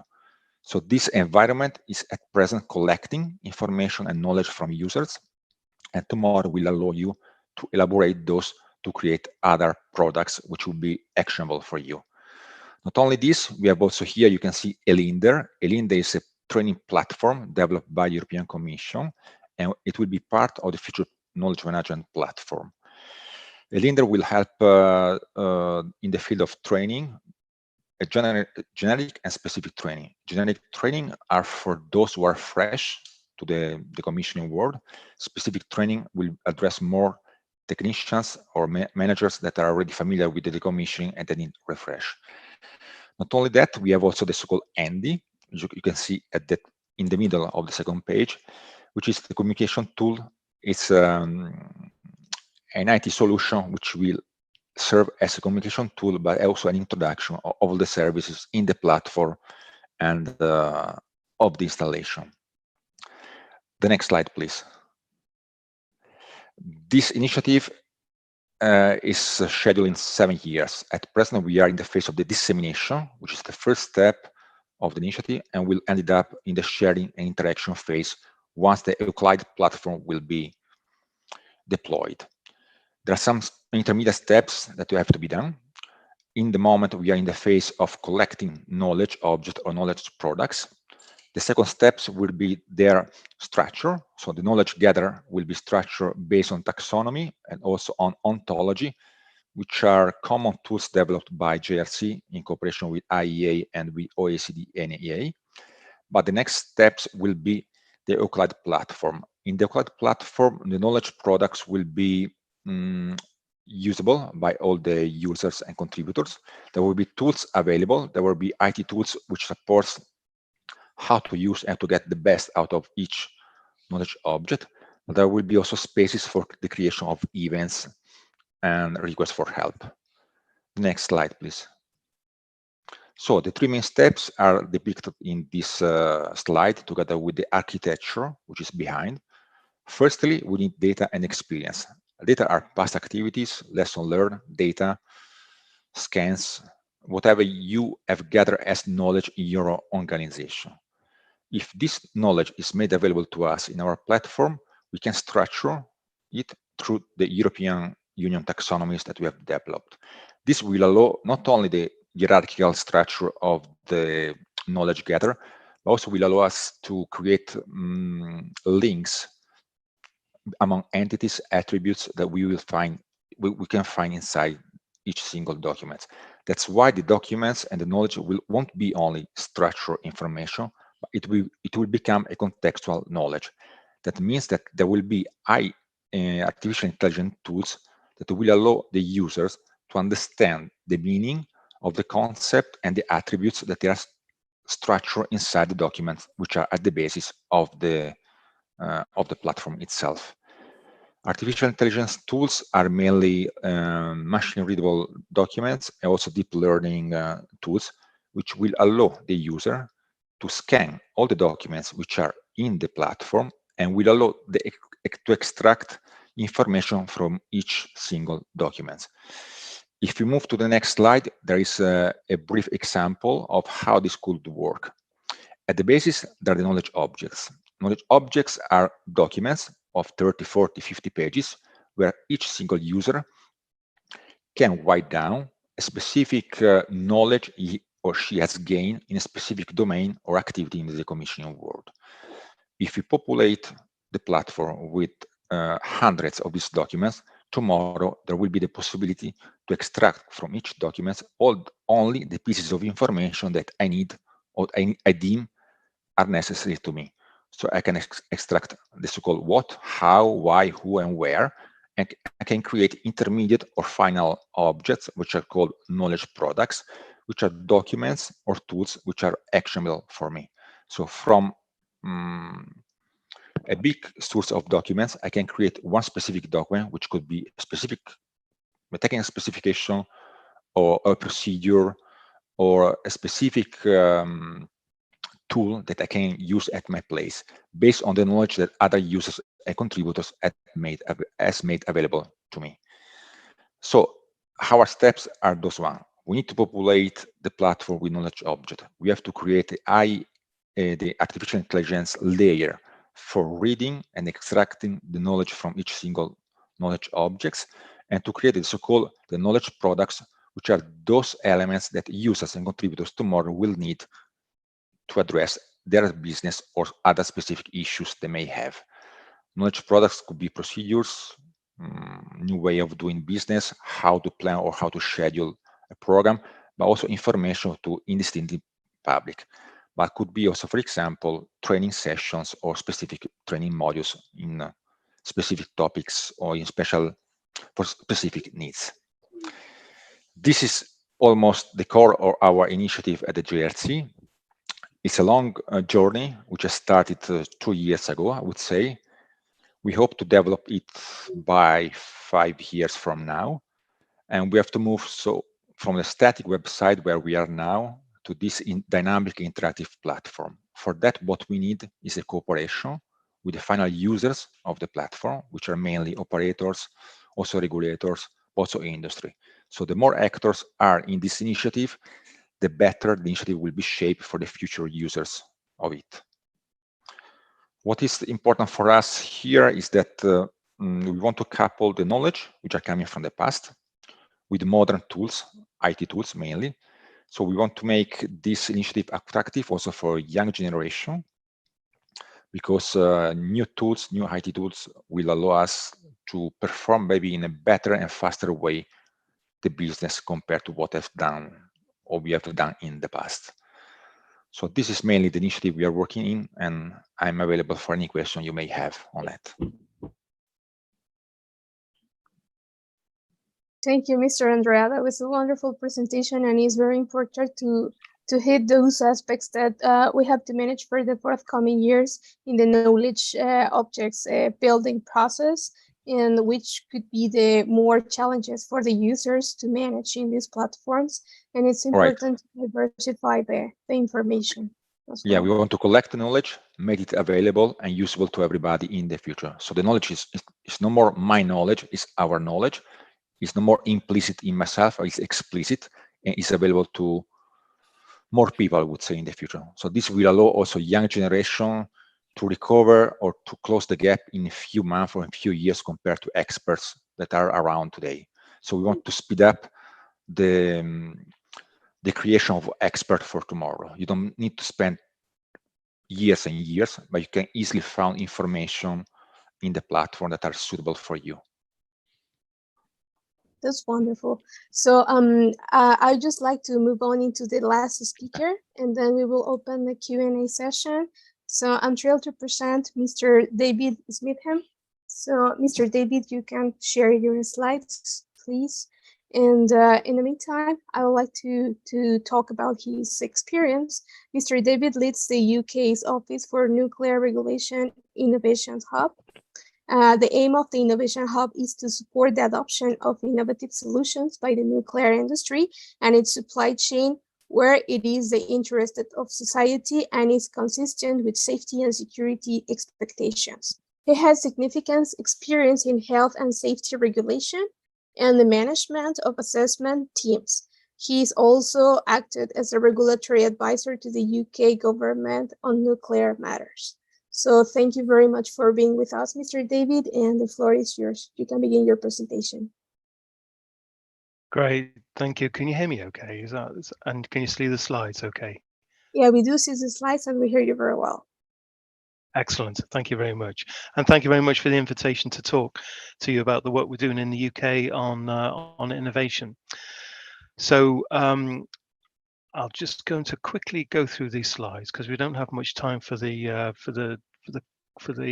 question. So I'll go through them fairly quickly. So what's the driver for innovation in the UK? Well, there's been a number of government documents that have come out in the UK, all asking for regulation to support innovation. They're not all nuclear centric. For instance, this one regulating in the fourth industrial revolution is all about things digital and recognizing the importance of the regulators in accepting new ways of doing things, including digital ways of doing things. The general thrust of all this is that we need to highlight that innovation is needed to reduce costs for nuclear and timescales in the deployment of nuclear, the importance of nuclear to support carbon zero targets that we have in the UK, including novel designs of reactors, and also to increase our domestic energy security and to support regional growth as well. So a number of documents all coming together saying that we need new nuclear. We need it quickly, and the regulators got an important role to play in enabling that. What do we mean by innovation? There's a number of different definitions of innovation out there. I've chosen this one. Innovation is the implementation of new ideas that generate value. And it's worth deconstructing that a little bit, that innovation is not just about inventing new things, it's responding to some sort of need as well. New, very little is truly new. Often it's innovation builds from previous works. It's about stealing with pride from other sectors. Ideas, we tend to think about innovation in terms of technology, don't we? You know, but it's not just about technology. It's a new ways of working, new services, new products that we can provide from a regulatory perspective to the industry. And finally, and probably most importantly, it's got to generate value. If it's not generating value, then why are we doing it? So the innovation, not innovating for the sake of innovation, we're innovating to create some value to a stakeholder, preferably a number of stakeholders. There are two aspects to the work that we're doing in the UK regulatory space. One of them is quite internally looking. This is the Innovation Hub internal focus, and then an external focus. So, and they're captured in these two documents I've put in here, which are available on the website. So internally, I'm running a number of workshops and communications activities across the organization to make sure that as a regulator, we're embracing new ways of working, new approaches, new technologies, and how and what we regulate, sharing best practices across the organization, and encouraging dialogue to get the best out of everyone in the organization around innovation. So this includes horizon scanning, seeing what challenges we might have in regulation when we look forwards, how we generate and create and manage knowledge within the organization, making sure our inspectors have got the right attitude towards innovation and that we're enabling as a regulator, and doing some communications around that as well. So that's internally. Externally, the main purpose of the Innovation Hub is to support the adoption of innovative solutions by the industry and its supply chain, where in its interest of society and consistent with safety and security expectations. So this is industry innovating and us being enabling as a regulator. And I want to give you an example of some work that we've been doing.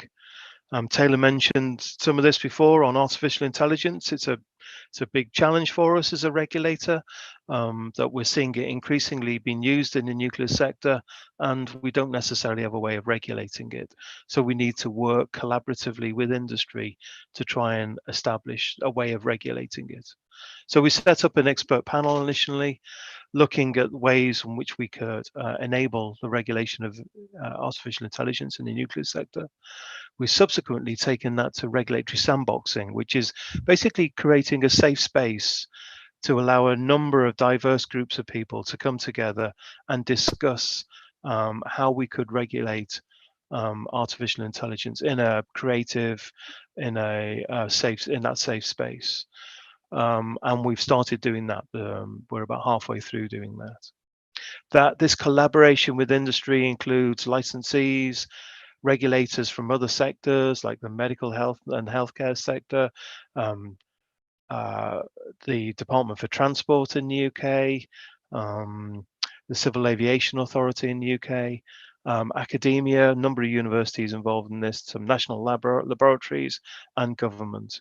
And initially we've come up with these 5 themes that we think are important to the regulation of artificial intelligence.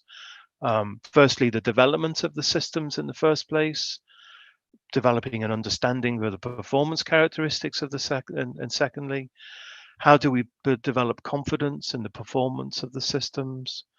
How do we recognize and deal with failure of the artificial intelligence system? And finally, how do we develop the skills and experience, including the understanding of the complexities between the human and the artificial intelligence, to allow us to use these tools and get the benefit of them without and managing the risk associated with them. Once we develop these, I got thinking about it, and you can take artificial intelligence out of all of these and put any innovation you want in there, and the kind of principles there kind of remain quite valid. So you can put any innovative system into that, and it'll probably give you a framework for understanding how the risks associated with that should be managed. So that's the thrust of my talk today. We're doing collaborative work with IAEA, with USNRC, and with CNSC as well in this area. I just wanted to finish with a few thoughts. Having been in this job for 6 months, I kind of stood back and did a review of it in my own mind, and I came up with these 5 principles that around innovation that have held validity over the subsequent year that I've been doing this job. And because there's 5, I've chosen to use a hand. Innovation doesn't always align with the way we're organized. Often innovation happens between the gaps, between specialisms, between business functions. So we need to collaborate in order to have a rounded view on innovation. That diversity that Caroline talked about earlier is so important. But we shouldn't get too comfy when we start collaborating. We tend to think when we start collaborating, we tend to think of compromise and maybe giving something away in that collaboration, but that's not the case. I've found from doing this job, if you've got creativity is enhanced when there's challenge in there. So being collaborative doesn't mean to say that you put your views aside. It's really important to express your views to get that diversity of thought and approach. Never assume that innovation is not possible. Always explore and listen. And from my perspective, my job is about challenging phrases that we sometimes hear from the industry saying, ONR will never accept this. And saying, well, have you talked to us about it? Have we had that conversation? Culture in nuclear sector is often to look for problems. We're trained to look for issues, to look for problems. And not all of those problems need to be attached with a nuclear premium. And what I say to my colleagues in ONR is that whenever you think of something negative, when you think of a problem associated with something, also think about the opportunities associated with that innovation as well, to make sure that we've got that balanced perspective. And finally, innovation isn't easy. It's easier often to keep on doing the same things, and our organizations aren't geared up for it. So all of this innovation takes effort, but it's all our responsibility to make that effort so that we can make a difference. And Francia, I'll stop there. Thank you very much, Mr. David. It was a wonderful presentation, and it's very encouraging your words to go further with the cooperation and to think out of the box about how we can bring innovation to the sector as a future generation in the field. So we have to think about these new approaches to make the industry practical and more accurate, I'll say. So without any further ado, I would like to open the Q&A session for our speakers. I see we have a couple of questions on the chat. So first of all, I would like to start with a question to Mr. Andrea Piagentini. It's from Dunji Jimo from Canada. So she's asking, how is the accuracy of information in the knowledge of a warranty? Mr. Andrea.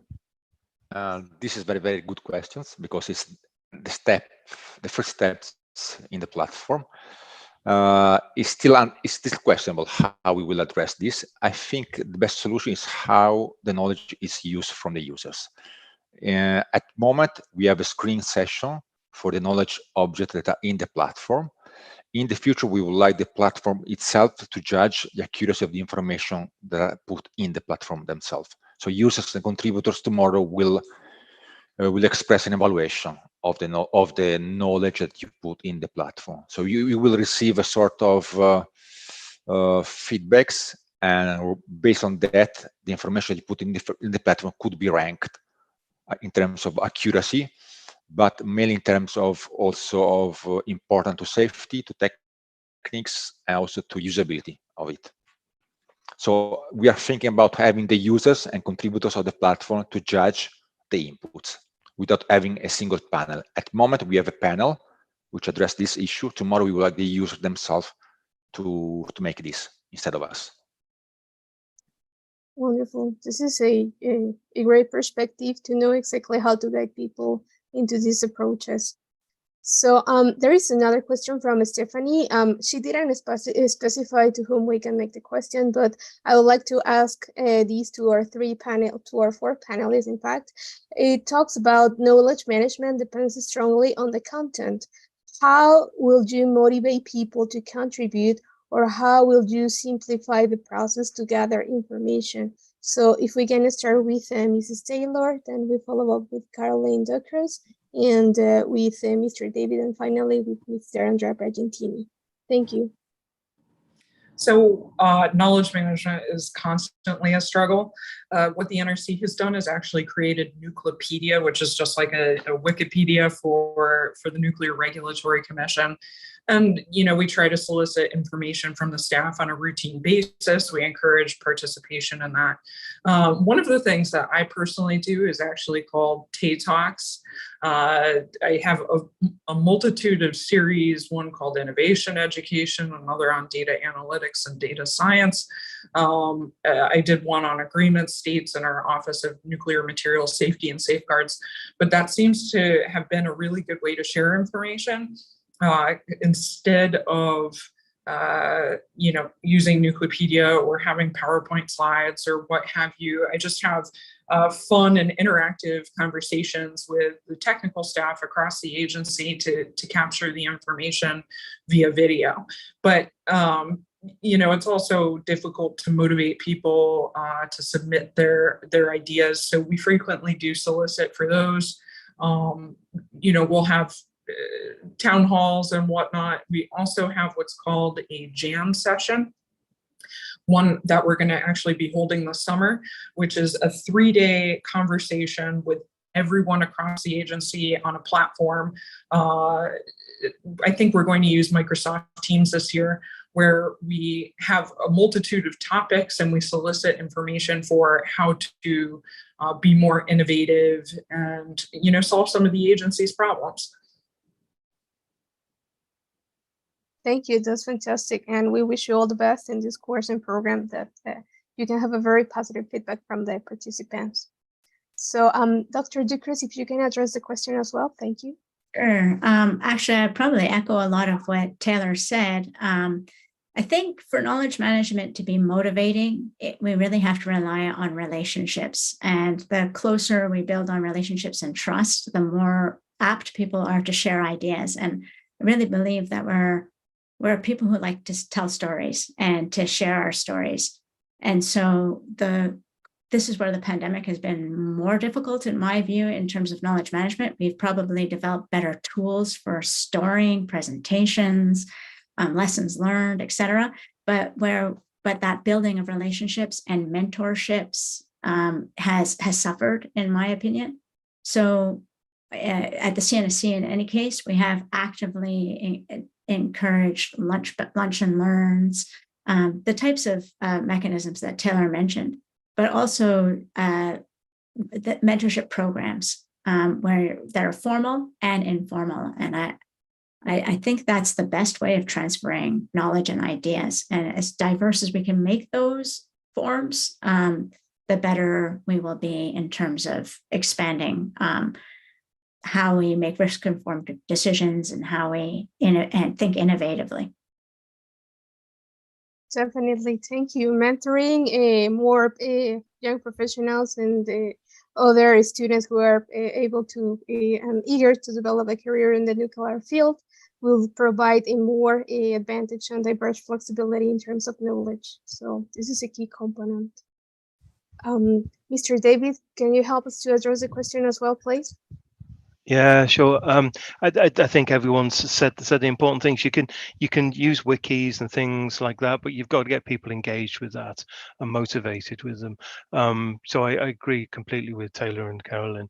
That one of the things that we've done in the UK in ONR is to run innovation cafes, which is an opportunity for people to come around a topic and just talk. There's no agenda. There's no slides, there's no presentations, just people talk around a topic. And it's amazing how much, once you've developed that trust, as Winch mentioned before, people start opening up, and the richness of the knowledge you gain from that, all the tacit information, has been really beneficial. So so that's one thing that we've tried in the UK, which seems to work really well. Thank you for sharing this experience. Probably another countries would like to start doing the same or find another approaches that could be close to it. So it's a good way to break the ice and to motivate people to go into different topics. Mr. Andrea, something that you would like to add to this question? I think you're muted.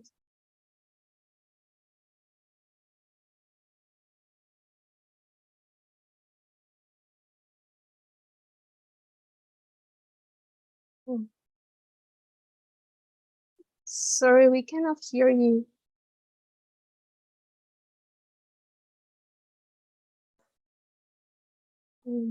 Mr. Andrea, I think we cannot hear you.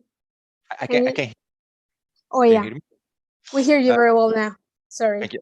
Sorry, I had technical problems. We are working on that as well. We have several ways. One thing is do like ancient Roman did in the past. It's a so-called do ut des. So you get what you give, no? So if you contribute to the knowledge world, you get something in return, which could be access to all the knowledge that is in the platform, or why not also publicity. We are not putting in the platform intellectual properties, because we are not allowed to do that, of course. But what we can do, we can create bilateral or trilateral meetings. So if you're a user of that platform, and if somebody else has the same problem that you have already faced, they come back to you.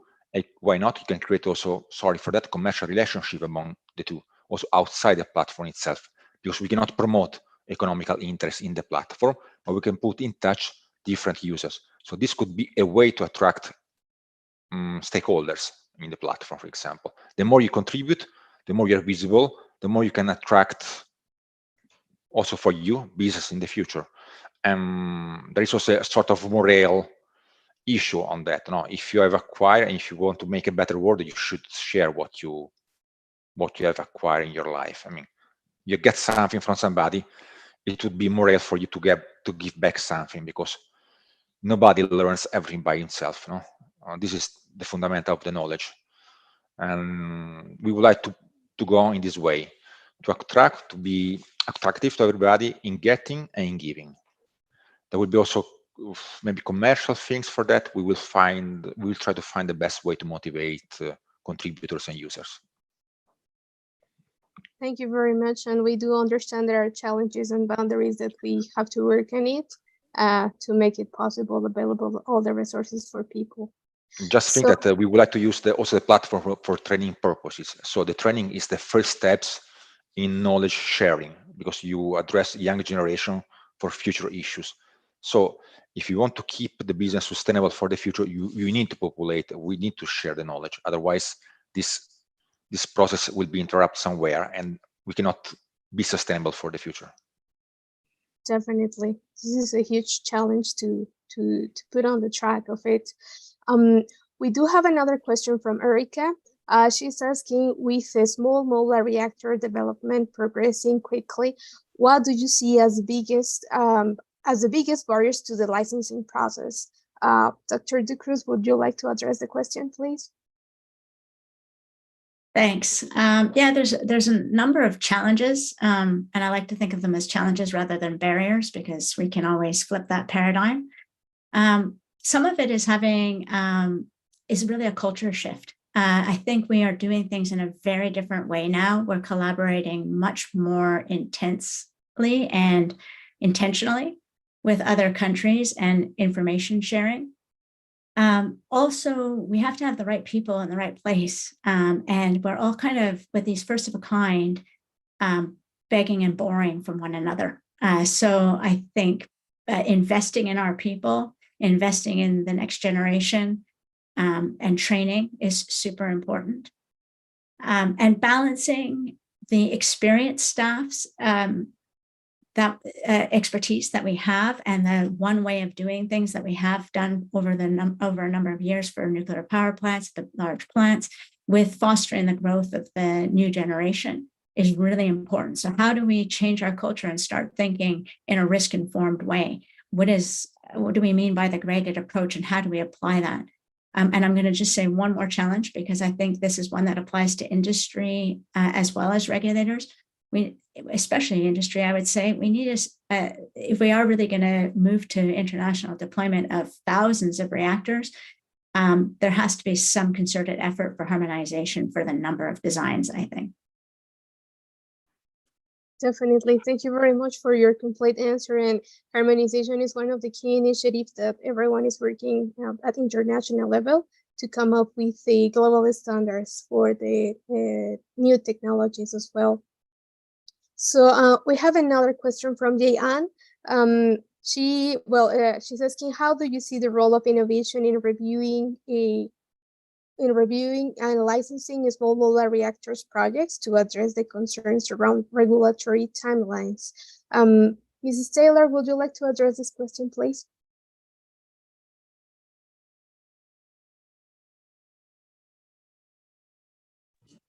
Sorry, I'm reviewing the question a little bit better. Let's see, so for the general question, I'll tackle that first. We do have a lot of advisory committees at the agency, including the Federal Women's Program Advisory Committee, as well as the NRC Technical Women's Network. So those organizations help promote the inclusivity across the agency. We've also had a lot more efforts related to hiring more women in STEM and trying to make sure that we're getting all of those perspectives from folks with different backgrounds, not just women, but Native Americans, Asian Pacific Islanders, folks from the LGBTQIA+ community. But it has significantly helped create diversity in thought rather than just one person, one set of backgrounds. Great. Yeah, it's very important to list down all those concerns and see exactly how we can move on into the roadmap for the coming years. We do have another question for Mr. David. David is asking, AI is interesting, but at the same time is a vulnerable state considering how new this technology is. How this resonate with the regulation perspective? Is it widely accepted or if it is still under further research? Mr. David, please. Thank you for the question. A really, really important one. We have a tendency, don't we, to think of the hardest application of things and benchmark everything against the hardest application. So in terms of AI, autonomous systems and things, can you imagine an autonomously controlled reactor? We're miles off that if it's at all achievable. But take it to the other end of the spectrum. Imagine if we were able to get a database with all the lessons learned that we've done around the world, and have like a ChatGPT type approach that meant you can interrogate that in that database when you were faced with your own issues. So you could interrogate it and it would give you some good starters based on the learning of collective learning from the industry. That's one application that would seem to have very low risk and loads of opportunities.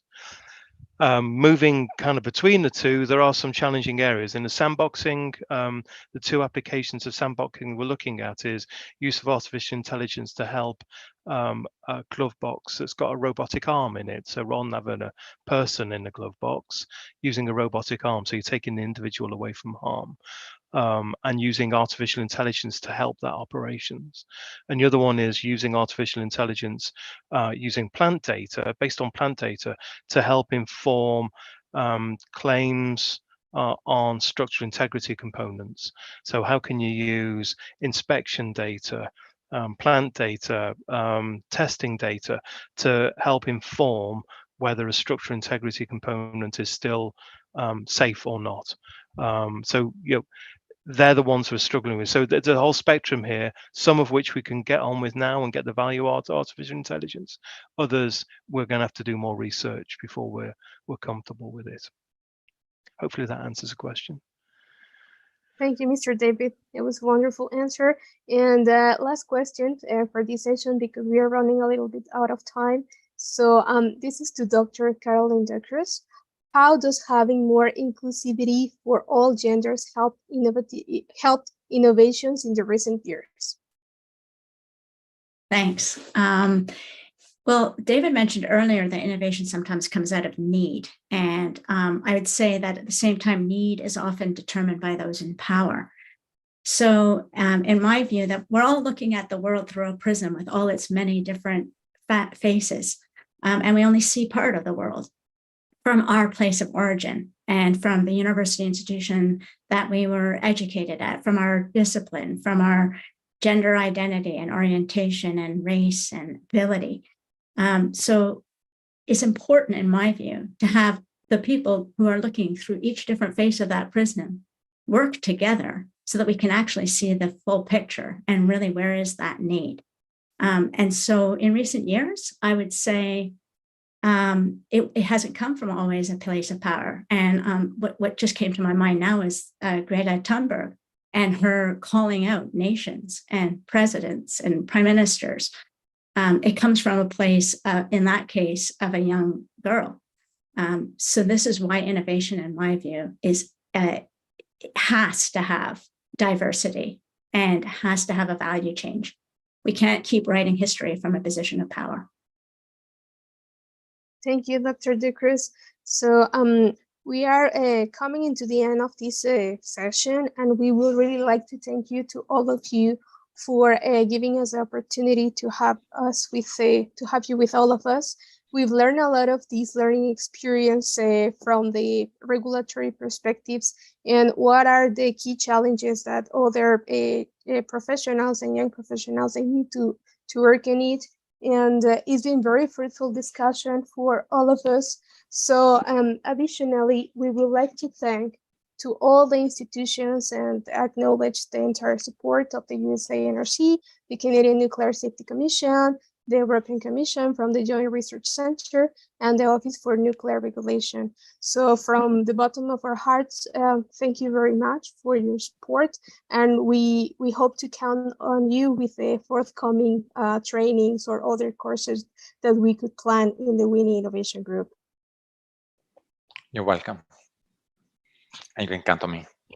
So thank you very much. Dear participants, this is the end of the session. We will stop the transmission on YouTube, but please, we want you to hold on for a couple of seconds to let you know exactly where are your team members group, because we have received a couple of questions on this. So please just give us a few seconds to finish the transmission.